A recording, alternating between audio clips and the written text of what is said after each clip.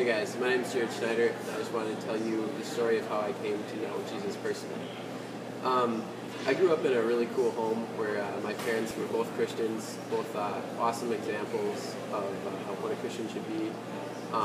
Always were stressing the importance of me having my own relationship with God and teaching me how that happens. But for me, it was always more of their thing. I never really made it my thing. And in my head, I always knew it was true, and I thought that I would just kind of live like they would later on in life when I was older. But when I was young, I just really wanted to kind of live for myself and find out what I wanted to do or what I thought was right. And so I think that kind of defined my growing up years, just searching for what was going to make me happy. And I think a lot of that had to do with just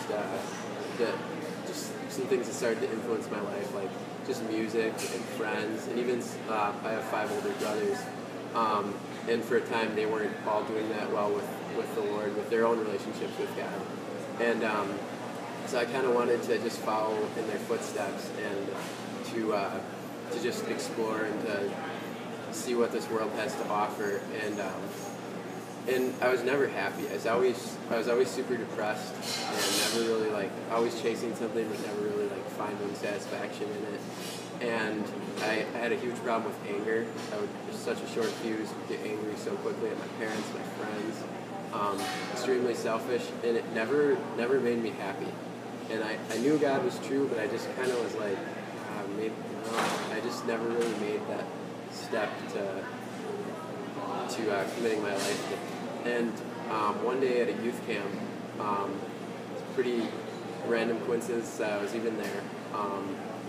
I just at a church service, I had an experience with God where I just I was just realizing how much of a sinner I was and how messed up I was and how much I needed a perfect God who loved me to take my sin for me. And so I decided right then and there to surrender my life to Christ, and that was going to be it. I was going to be living for Him and not for myself. And from that day on, I have not been perfect, but Jesus is always perfect, and I trust in that, and He's my Savior, and I find my satisfaction in Him now, and there is no way.